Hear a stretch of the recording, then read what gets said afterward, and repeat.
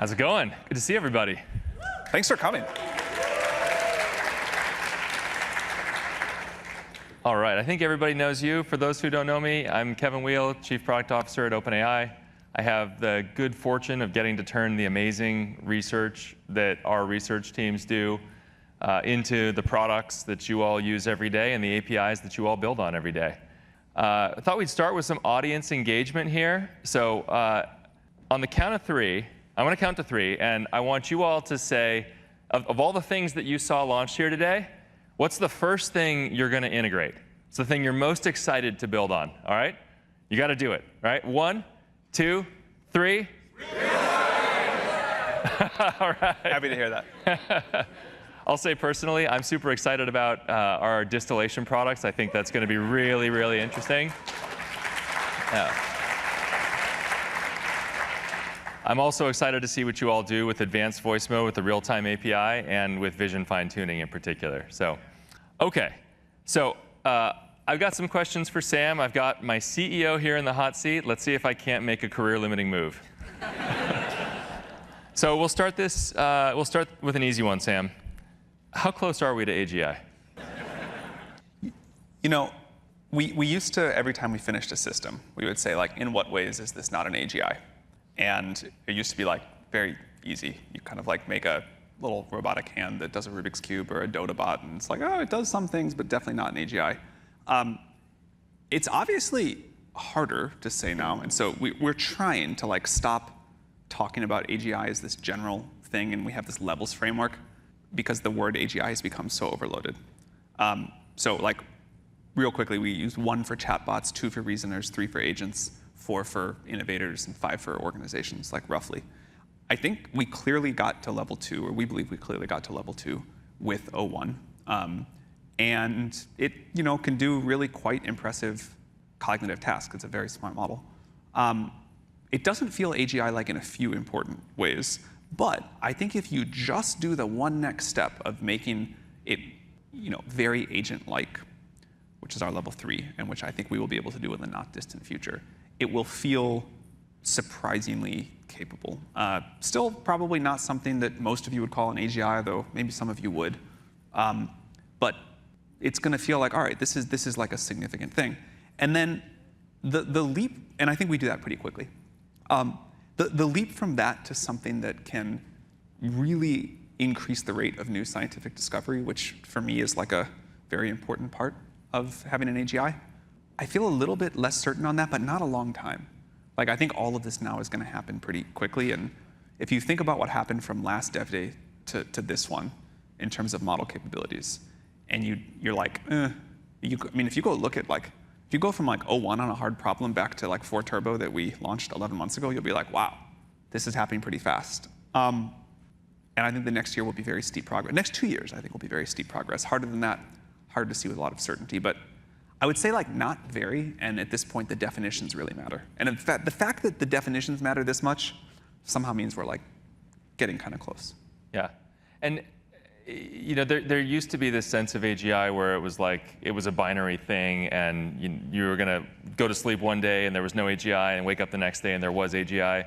I don't think that's exactly how we think about it anymore, but how have your views on this evolved? You know, the one, I agree with that. I think we're, like, you know, in this, like, kind of period where it's going to feel very blurry for a while, and you know, is this AGI yet, or is this not AGI, or kind of, like, at what point? Yeah, it's just going to be this, like, smooth exponential, and, you know, probably most people looking back in history won't agree, like, when that milestone was hit, and we'll just realize it was, like, a silly thing.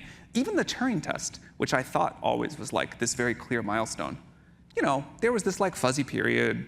It kind of, like, went whooshing by, and no one cared. But I think the right framework is it's just this one exponential. That said, if we can make an AI system that is, like, materially better at all of OpenAI than doing AI research, that does feel to me like some sort of important discontinuity. It's probably still wrong to think about it that way. It probably still is the smooth exponential curve, but that feels like a real milestone. Mm-hmm. Is OpenAI still as committed to research as it was in the early days? Will research still drive the core of our advancements in our product development? Yeah, I mean, I think more than ever. There was like a time in our history when the right thing to do was just scale up compute, and we saw that with conviction. And we have a spirit of like, we'll do whatever works. You know, like we have this mission, we want to like build safe AGI, figure out how to share the benefits. If the answer is like rack up GPUs, we'll do that. And right now the answer is, again, really push on research. And I think you see this with O1, like that is a giant research breakthrough that we were attacking from many vectors over a long period of time that came together in this really powerful way. We have many more giant research breakthroughs to come. But the thing that I think is most special about OpenAI is that we really deeply care about research, and we understand how to, I think, it's easy to copy something you know works. And you know, I actually don't even mean that as a bad thing. Like when people copy OpenAI, I'm like, great, the world gets more AI, that's wonderful.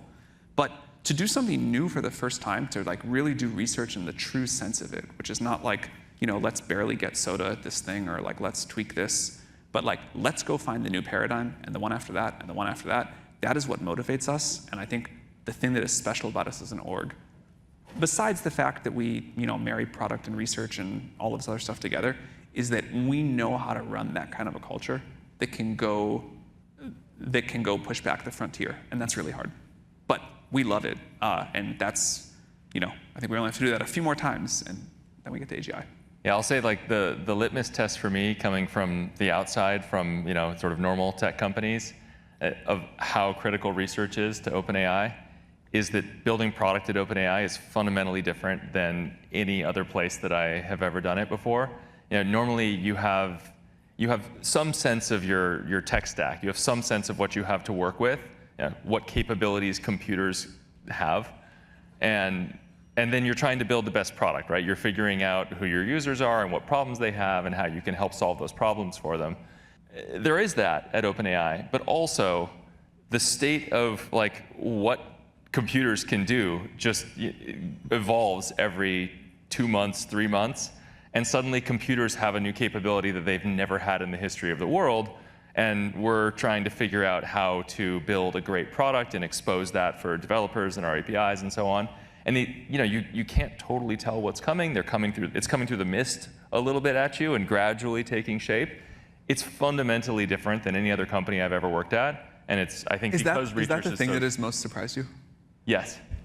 Yeah, and it's interesting how even internally we don't always have a sense. So you have like, okay, I think this capability is coming, but is it going to be, you know, 90% accurate or 99% accurate in the next model? Because the difference really changes what kind of product you can build. Yeah. And you know that you're going to get to 99, but you don't quite know when, and figuring out how you put a roadmap together in that world is really interesting. Yeah, the degree to which we have to just like follow the science and let that determine what we go work on next and what products we build and everything else is, I think, hard to get across. Like, we have guesses about where things are going to go. Sometimes we're right, often we're not.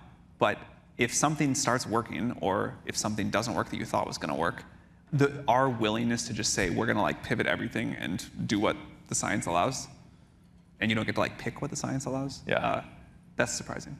I was sitting with an enterprise customer a couple weeks ago, and they said, you know, one of the things we really want, this is all working great, we love this, one of the things we really want is a notification 60 days in advance when you're going to launch something.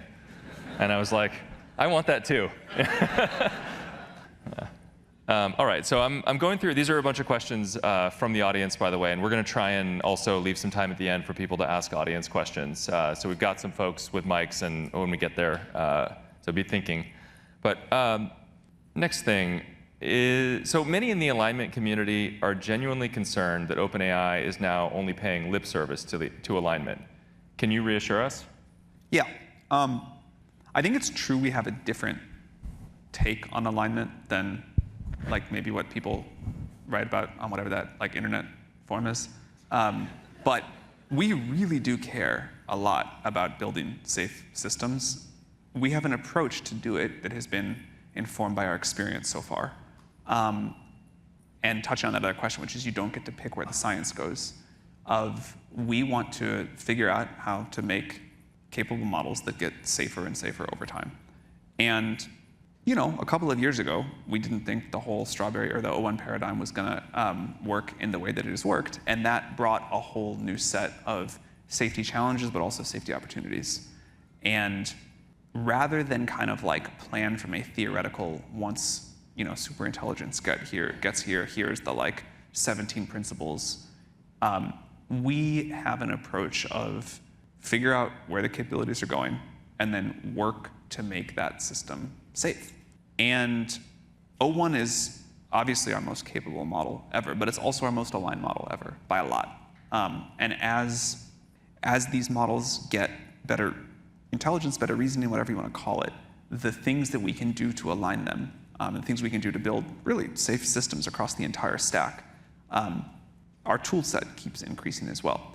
So we have to build models that are generally accepted as safe and robust to be able to put them in the world. And when we started OpenAI, what the picture of alignment looked like and what we thought the problems that we needed to solve were going to be turned out to be nothing like the problems that actually are in front of us and that we had to solve now. And also, when we made the first GPT-3, if you asked me for the techniques that would have worked for us to be able to now deploy our current systems as generally accepted to be safe and robust, they would not have been the ones that turned out to work.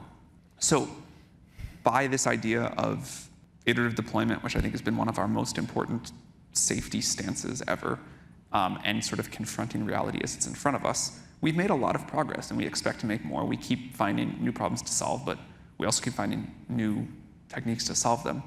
All of that said, I think worrying about the sci-fi ways this all goes wrong is also very important. We have people thinking about that. It's a little bit less clear kind of what to do there, and sometimes you end up backtracking a lot, but I also don't think it's fair to say we're only gonna work on the thing in front of us. We do have to think about where this is going, and we do that too. And I think if we keep approaching the problem from both ends like that, most of our thrust on the like, okay, here's the next thing, we want to deploy this, what it needs to happen to get there, but also like, what happens if this curve just keeps going? That's been an effective strategy for us. I'll say also, it's one of the places where I really like our philosophy of iterative deployment. When I was at Twitter back, I don't know, 100 years ago now, Ev said something that stuck with me, which is no matter how many smart people you have inside your walls, there are way more smart people outside your walls. And so when we try and get our, it'd be one thing if we just said we're going to try and figure out everything that could possibly go wrong within our walls, and it would be just us and the red teamers that we can hire and so on. And we do that. We work really hard at that. But also launching iteratively and launching carefully and learning from the ways that folks like you all use it, what can go right, what can go wrong, I think is a big way that we get these things right. I also think that as we head into this world of agents off doing things in the world, that is going to become really, really important. As these systems get more complex and are acting over longer horizons, the pressure testing from the whole outside world, I really believe will be critical. Yeah. So we'll go off of that and maybe talk to us a bit more about how you see agents fitting into OpenAI's long-term plans. What do you think? I think they're a huge part of I think the exciting thing is this set of models, O1 in particular, and all of its successors are going to be what makes this possible, because you finally have the ability to reason, to take hard problems, break them into simpler problems, and act on them. I think 2025 is going to be the year that this really goes big. Yeah, I mean, chat interfaces are great, and they will, I think, have an important place in the world. But when you can like ask a model, when you can ask like ChatGPT or some agent something, and it's not just like you get a kind of quick response, or even you get like 15 seconds of thinking, and O1 gives you like a nice piece of code back or whatever. But you can like really give something a multi-turn interaction with environments or other people or whatever, and like think for the equivalent of multiple days of human effort, and like a really smart, really capable human, and like have stuff happen. We all say that, we're all like, oh yeah, agents are the next thing, this is coming, this is going to be another thing, and we just talk about it like, okay, it's like the next model in the evolution. I would bet, and we don't really know until we get to use these, that we'll of course get used to it quickly. People get used to any new technology quickly. But this will be like a very significant change to the way the world works in a short period of time. Yeah, it's amazing. Somebody was talking about getting used to new capabilities in AI models and how quickly, actually I think it was about Waymo, but they were talking about how in the first 10 seconds of using Waymo, they were like, oh my God, is this thing, like, there's a bicyclist, watch out. And then 10 minutes in, they were like, oh, this is really cool. And then 20 minutes in, they were like checking their phone, bored. You know, it's amazing how much your sort of internal firmware updates for this new stuff very quickly. Yeah, like I think that people will ask an agent to do something for them that would have taken them a month, and it'll finish in an hour, and it'll be great, and then they'll have like 10 of those at the same time, and then they'll have like 1,000 of those at the same time. And by 2030 or whatever, we'll look back and be like, yeah, this is just like what a human is supposed to be capable of, what a human used to like, you know, grind at for years or whatever, or many humans used to grind at for years. Like, I just now like ask the computer to do it, and it's like done in an hour. And that's, why is it not a minute? Like this, you know? Yeah, and it's one of the things that makes having an amazing developer platform great too, because, you know, we'll experiment and we'll build some agentic things, of course, and like we've already got, I think just like we're just pushing the boundaries of what's possible today. You've got groups like Cognition doing amazing things in coding, like Harvey and Case Text. You've got Speak doing cool things with language translation. Like, we're beginning to see this stuff work, and I think it's really going to start working as we continue to iterate these models. One of the very fun things for us about having this developer platform is just getting to like watch the unbelievable speed and creativity of people that are building these experiences. Like, developers, very near and dear to our heart. It was kind of like the first thing we launched, and just many of us came from building on platforms. But so much of the capability of these models and great experiences have been built by people building on the platform. We'll continue to try to offer like great first-party products, but we know that will only ever be like a small, narrow slice of the apps or agents or whatever people build in the world. And seeing what has happened in the world in the last 18, 24 months, it's been like quite amazing to watch. Well, we'll keep going on the agent front here. What do you see as the current hurdles for computer controlling agents? Safety and alignment. Like, if you are really going to give an agent the ability to start clicking around your computer, which you will, you are going to have a very high bar for the robustness and the reliability and the alignment of that system. So technically speaking, I think that, you know, we're getting like pretty close on the capability side, but the sort of agent safety and trust framework, that's gonna, I think, be the long pull. And now I'll kind of ask a question that's almost the opposite of one of the questions from earlier. Do you think safety could act as a false positive and actually limit public access to critical tools that would enable a more egalitarian world? The honest answer is yes, that will happen sometimes. Like, we'll try to get the balance right. But if we were full YOLO, didn't care about like safety and alignment at all, could we have launched O1 faster? Yeah, we could have done that. It would have come at a cost. There would have been things that would have gone really wrong. I'm very proud that we didn't. The cost, you know, I think would have been manageable with O1, but by the time of O3 or whatever, like, maybe it would be pretty unacceptable. And so starting on the conservative side, like, you know, another thing, people are complaining like, oh, voice mode, like it won't say this offensive thing, and I really want it to, and, you know, you're a horrible company, and let it offend me. You know what? I actually mostly agree. If you are trying to get O1 to say something offensive, it should follow the instructions of its user most of the time. There's plenty of cases where it shouldn't. But we have like a long history of when we put a new technology into the world, we start on the conservative side. We try to give society time to adapt. We try to understand where the real harms are versus the sort of like kind of more theoretical ones.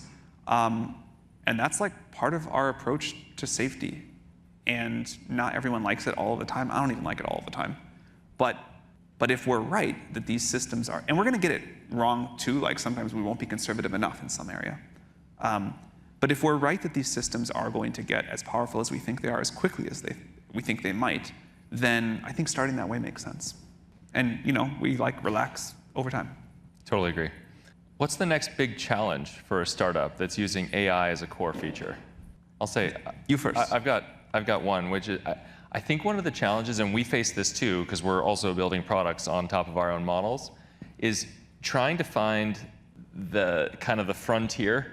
You want to be building, these AI models are evolving so rapidly, and if you're building for something that the AI model does well today, it'll work well today, but it's going to feel old tomorrow. And so you want to build for things that the AI model can just barely not do.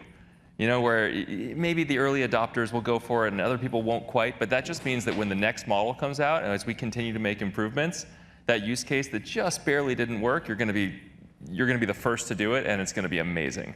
But figuring out that boundary is really hard. I think it's where the best products are going to get built, though. Totally agree with that. The other thing I would add is I think it's like very tempting to think that a technology makes a startup, and that is almost never true. No matter how cool a new technology or a new sort of like tech tidal wave is, it doesn't excuse you from having to do all of the hard work of building a great company that is going to have durability or like accumulated an advantage over time. And we hear from a lot of startups, and at YC this was like a very common thing, which is like, I can do this incredible thing, I can make this incredible service. And that seems like a complete answer, but it doesn't excuse you from any of like the normal laws of business. You still have to like build a good business in a good strategic position. And I think a mistake is that in the unbelievable excitement and updraft of AI, people are very tempted to forget that. This is an interesting one. Emotive voice is like tapping directly into the human API. How do you ensure ethical use of such a powerful tool with obvious abilities of manipulation?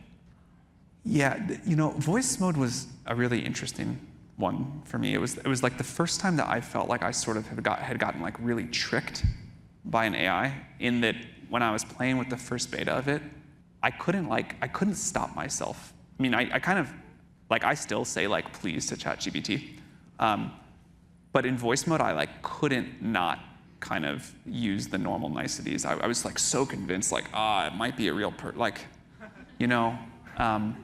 And obviously it's just like hacking some circuit in my brain, but I really felt it with voice mode. And I sort of still do.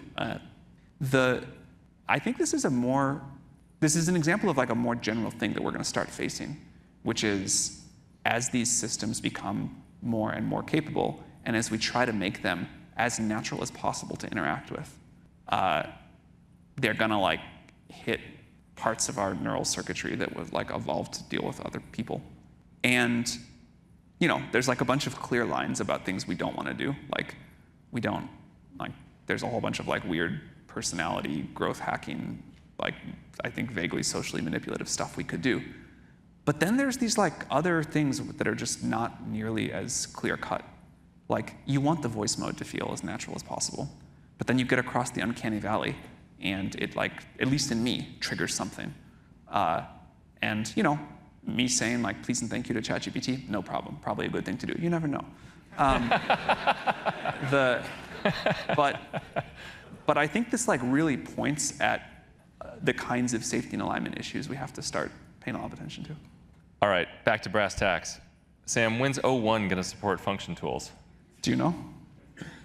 Before the end of the year. Right. There are 3 things that we really want to get in for. All right, go for it. We're going to record this, take this back to the research team, show them how badly we need to do this.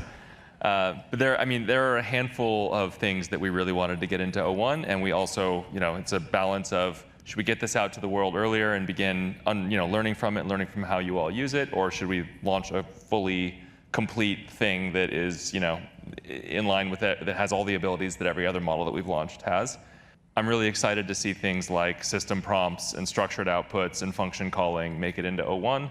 We will be there by the end of the year. It really matters to us too. In addition to that, just because I can't resist the opportunity to reinforce this, like, we will get all of those things in and a whole bunch more things you all have asked for. The model is going to get so much better so fast. Like, we are so early. This is like, you know, maybe it's the GPT-2 scale moment, but like, we know how to get it to GPT-4, and we have the fundamental stuff in place now to get it to GPT-4. And in addition to planning for us to build all of those things, plan for the model to just get like rapidly smarter. Like, hope you all come back next year and plan for it to feel like way more of a year of improvement than from 4 Turbo to 01. You don't have to clap, that's fine. It'll be really smart. What feature or capability of a competitor do you really admire? I think Google's notebook thing is super cool. Yeah. What do they call it? Notebook LM. Notebook LM, yeah. I woke up early this morning and I was like looking at examples on Twitter and I was just like, this is just cool. Like this is just a good, cool thing. And like, I think not enough of the world is like shipping new and different things. It's mostly like the same stuff. But that I think is like, that brought me a lot of joy this morning. Yeah. That was very, very well done. One of the things I really appreciate about that product is there's just the format itself is really interesting, but they also nailed the podcast style voices. It's like they have really nice microphones. They have these sort of sonorant voices. Did you guys see, somebody on Twitter was saying like the cool thing to do is take your LinkedIn and put it, PDF it and give it to Notebook LM. And you'll have 2 podcasters riffing back and forth about how amazing you are and all of your accomplishments over the years. I'll say mine is, I think Anthropic did a really good job on projects. Yeah. It's kind of a different take on what we did with GPTs. GPTs are a little bit more long-lived. It's something you build and can use over and over again. Projects are kind of the same idea, but like more temporary, meant to be kind of stood up, used for a while, and then you can move on. And the different mental model makes a difference. And I think they did a really nice job with that. All right, we're getting close to audience questions, so be thinking of what you want to ask. So at OpenAI, how do you balance what you think users may need versus what they actually need today? Also a better question for you. Yeah, well, I think it does get back to a bit of what we were saying around trying to build for what the model can just like not quite do, but almost do. But it's a real balance too, as we support over 200 million people every week on ChatGPT. You also can't say, no, it's cool, like deal with this bug for 3 months or this issue. We've got something really cool coming. You've got to solve for the needs of today. And there are some really interesting product problems. I mean, you think about, I'm speaking to a group of people who know AI really well. Think of all the people in the world who have never used any of these products, and that is the vast majority of the world still. You're basically giving them a text interface, and on the other side of the text interface is this like alien intelligence that's constantly evolving that they've never seen or interacted with, and you're trying to teach them all of the crazy things that you can actually do with it, all the ways it can help, can integrate into your life, can solve problems for you. And people don't know what to do with it. Like you come in and you're just like, people type like, hi. And it responds, hey, great to see, like, how can I help you today? And you're like, okay, I don't know what to say. And then you kind of walk away and you're like, well, I didn't see the magic in that. And so it's a real challenge figuring out how we all have 100 different ways that we use ChatGPT and AI tools in general, but teaching people what those can be and then bringing them along as the model changes month by month by month and suddenly gains these capabilities way faster than we as humans gain new capabilities. It's a really interesting set of problems, and I know it's one that you all solve in different ways as well. I have a question. Who feels like that they've spent a lot of time with 01 and they would say like, I feel definitively smarter than that thing? Do you think you still will by 02? You still? No one taking the bet of like being smarter than 02. So one of the challenges that we face is like, we know how to go do this thing that we think will be like, at least probably smarter than all of us on like a broad array of tasks. And yet we have to like still like fix the bugs and do the hey, how are you problem. And mostly what we believe in is that if we keep pushing on model intelligence, people will do incredible things with them. We want to build the smartest, most helpful models in the world, and people then find all sorts of ways to use that and build on top of that. It has been definitely an evolution for us to not just be entirely research focused and learn that we do have to fix all those bugs and make this super usable. And I think we've gotten better at balancing that. But still, as part of our culture, I think we trust that if we can keep pushing on intelligence, and looks like we still have 4 of you to run down here, people will build just incredible things with that capability. Yeah, and I think it's a core part of the philosophy, and you do a good job pushing us to always, well, basically incorporate the frontier of intelligence into our products, both in the APIs and into our first-party products, because it's easy to kind of stick to the thing you know, the thing that works well, but you're always pushing us to like get the frontier in, even if it only kind of works, because it's going to work really well soon. So I always find that a really helpful push. You kind of answered the next one. You do say please and thank you to the models. I'm curious, how many people say please and thank you? Isn't that so interesting? I do too. I kind of can't, I mean, I feel bad if I don't. Yeah, me too. Okay, last question, and then we'll go into audience questions for the last 10 or so minutes. Do you plan to build models specifically made for agentic use cases? Things that are better at reasoning and tool calling? We plan to make models that are great at agentic use cases. That'll be a key priority for us over the coming months. Specifically is a hard thing to ask for, because I think it's also just how we keep making smarter models. So yes, there's like some things like tool use and function calling that we need to build in that'll help, but mostly we just want to make the best reasoning models in the world. Those will also be the best agentic-based models in the world. Cool. Let's go to audience questions. I don't know who's got the mic. All right, we got a mic. How extensively do you dog food your own technology in your company? And do you have any interesting examples that may not be obvious?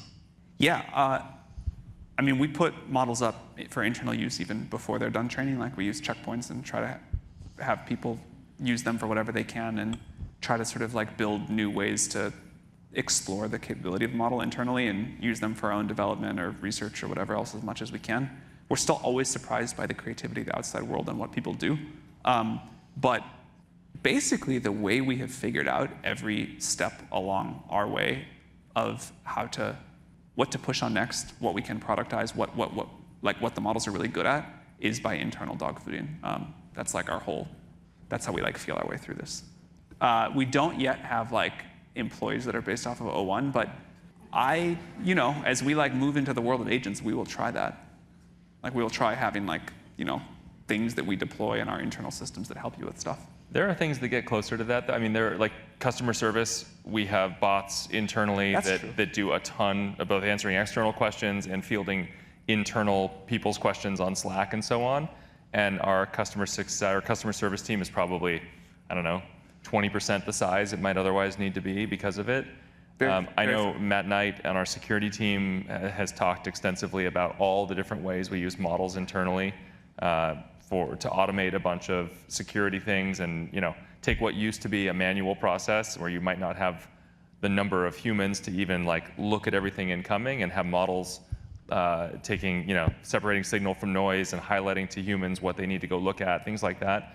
So I think internally there are tons of examples, and people maybe underestimate you all probably will not be surprised by this, but a lot of folks that I talk to are, the extent to which it's not just using a model in a place, it's actually about using like chains of models that are good at doing different things and connecting them all together to get one end-to-end process that is very good at the thing you're doing, even if the individual models have flaws and make mistakes. Thank you. I'm wondering if you guys have any plans on sharing models for like offline usage, because with this distillation thing, it's really cool that we can generate our own models, but a lot of use cases you really want to kind of like have a version of it. You want to take that? We're open to it. It's not like high priority on the current roadmap. If we had like more resources and bandwidth, we would go do that. I think there's a lot of reasons you want a local model, but it's not like a this year kind of thing. Okay. Hi. My question is, there are many agencies in the government at both the local, state, and national level that could really greatly benefit from the tools that you guys are developing, but have perhaps some hesitancy on deploying them because of security concerns, data concerns, privacy concerns. And I guess I'm curious to know if there are any sort of planned partnerships with governments, world governments, once whatever AGI is achieved? Because obviously, if AGI can help solve problems like world hunger, poverty, climate change, government's going to have to get involved with that, right? And I'm just curious to know if there is some plan in the works when and if that time comes. Yeah, I actually think you don't want to wait until AGI. You want to start now, right? Because there's a learning process, and there's a lot of good that we can do with our current models. So we've announced a handful of partnerships with government agencies, some states, I think Minnesota and some others, Pennsylvania, also with organizations like USAID. It's actually a huge priority of ours to be able to help governments around the world get acclimated, get benefit from the technology. I mean, of all places, government feels like somewhere where you can automate a bunch of workflows and make things more efficient, reduce drudgery, so on. So I think there's a huge amount of good we can do now. And if we do that now, it just accrues over the long run as the models get better and we get closer to AGI. I have a pretty open-ended question. What are your thoughts on open source? So whether that's open weights, just general discussion, where do you guys sit with open source? I think open source is awesome. Again, if we had more bandwidth, we would do that too. We've gotten very close to making a big open source effort a few times, and then the really hard part is prioritization, and we have put other things ahead of it. Part of it is there's such good open source models in the world now that I think that segment, the thing we always have been most tempted by is a really great on-device model, and I think that segment is fairly well served. I do hope we do something at some point, but we want to find something that we feel like if we don't do it, the world will just be missing this thing, not make another thing that's a tiny bit better on benchmarks, because we think there's a lot of good stuff out there now. But spiritually, philosophically, very glad it exists. Would like to figure out how to contribute. Hi, Sam. Hi, Kevin. Thanks for inviting us to Dev Day. It's been awesome. All the live demos worked. It's incredible. Why can't advanced voice mode sing? And as a follow-up to this, if it's a company legal issue in terms of copyright, etc., is there daylight between how you think about safety in terms of your own products on your own platform versus giving us developers kind of the, I don't know, sign the right things off so we can make our advanced voice mode sing? Could you address this? The funny thing is Sam asked the same question. Oh, why can't this thing sing? I want it to sing. I've seen it sing before. There are things obviously that we can't have it sing, right? You can't have it sing copyrighted songs. We don't have the licenses, et cetera. And then there are things that it can sing, and you could have it sing Happy Birthday, and that would be just fine, right? And we want that too. It's a matter of basically it's easier with finite time to say no and then build it in, but it's nuanced to get it right, and there are penalties to getting these kinds of things wrong. So it's really just where we are now. We really want the models to sing too. Yeah. People were tired of waiting for us to ship voice mode, which is very fair. We could have waited longer and kind of really got the classifications and filters on copyrighted music versus not, but we decided we would just ship it and we'll add more. But I think Sam has asked me 4 or 5 times why I can't. It is a nice feature. I mean, we still can't offer something where we're gonna be in really bad legal hot water, developers or first party or whatever. So yes, we can maybe have some differences, but we still have to be able to comply with the law. Could you speak a little to the future of where you see context windows going and kind of the timeline for how you see things balance between context window growth and RAG, basically, information retrieval? I think there's 2 different takes on that matter. One is when is it going to get to kind of normal long context, context length 10 million or whatever, long enough that you just throw stuff in there and it's fast enough you're happy about it. And I expect everybody's going to make pretty fast progress there, and that'll just be a thing. Long context has gotten weirdly less usage than I would have expected so far, but I think there's a bunch of reasons for that. I don't want to go too much into it. And then there's this other question of when do we get to context length, not 10 million, but 10 trillion? When do we get to the point where you throw every piece of data you've ever seen in your entire life in there? And that's a whole different set of things. That obviously takes some research breakthroughs, but I assume that infinite context will happen at some point, and some point is less than a decade. And that's going to be just a totally different way that we use these models.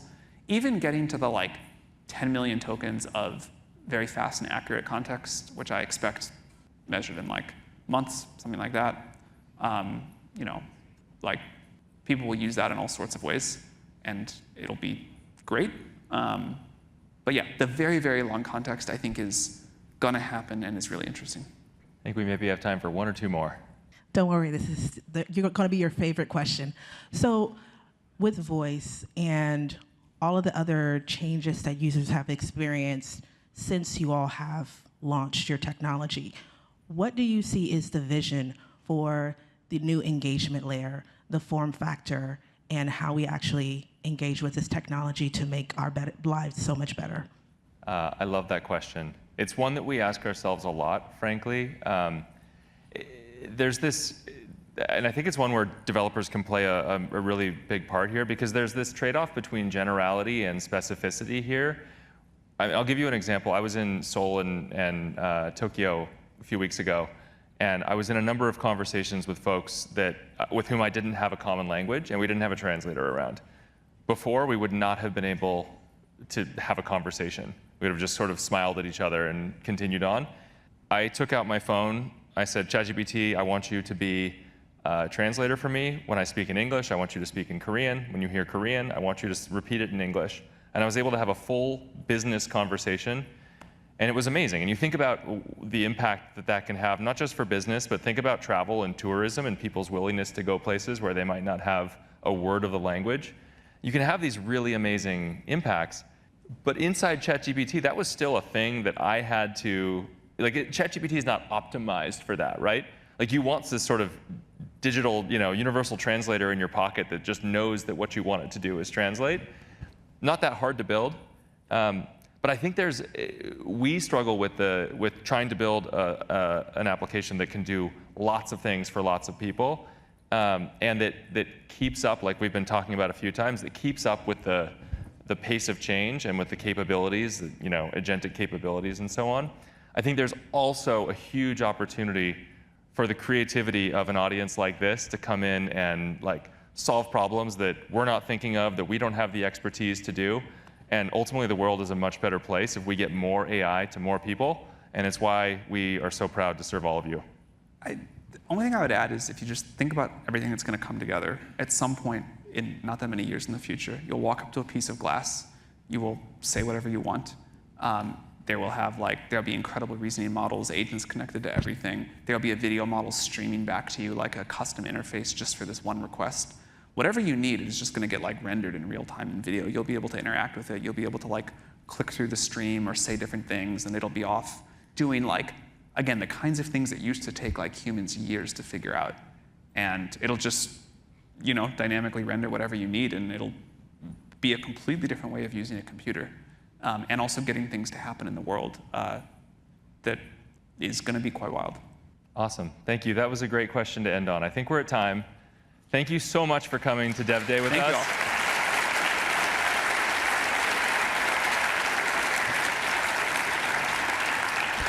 all. All right. We can't wait to see what you all build. Thank you.